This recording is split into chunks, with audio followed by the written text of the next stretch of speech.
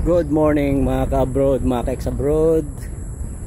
Isang makulimlim na umaga sa inyong lahat. Medyo hindi kagandahan ang panahon dito sa aming Bicol. At bagamat hindi kagandahan ang panahon, maganda naman siguro ang kalalabasan ng ating pamimitas ng kalamismis.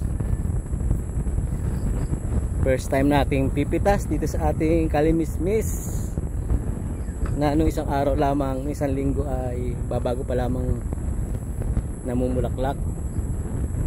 Ngayon ay atin ang gagawa ng first harvest and update sa ating mga sitaw. Ayan,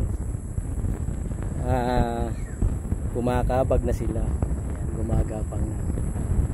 So ang ganda na, diba mga ka-abroad, mga ka-ex-abroad? Mga ilang araw lamang ay magsisimula na yung bumulaklak at magkakaroon na rin tayo ng first harvest dito sa ating panibagong tanim ng sitaw. Yan.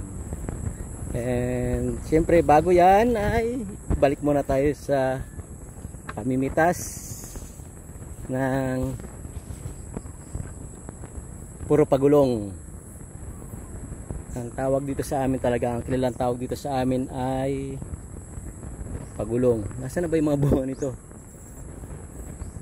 Kanina ang dami ko nakikita ang bunga, bakit ngayon parang wala na? Ayun, yung mga bunga sa gitna. Ayan o, bunga. Nasaan pa iba? Parang nagtago sila. Parang nagtago. Ayun, diba? Iyan.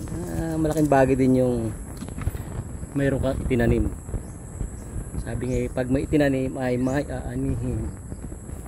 Ito, pwede na ito mga ito kaysa gumulang pa yan. Meron na tayo mamayang masarap na ginataang kalamismis. Oh, ganda oh. Oh.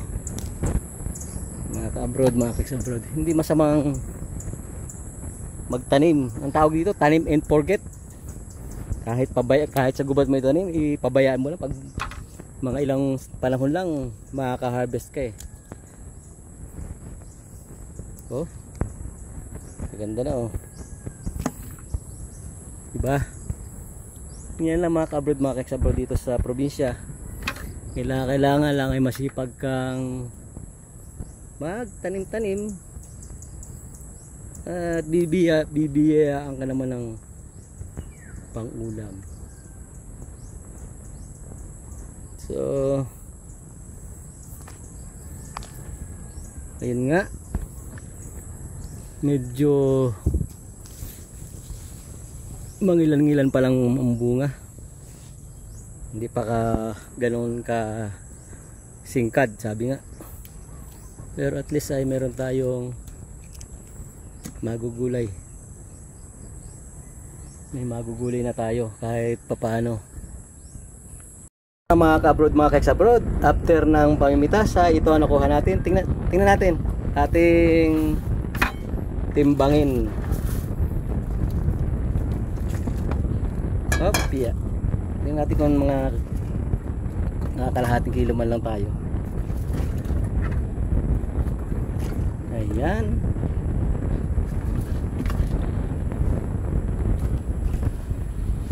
So mukhang hindi umabot sa kalahating kilo. Ay, saglit. Walang kalahating kilo yung ating napanguha. Ano sa'yo? Modern blue. Modern blue.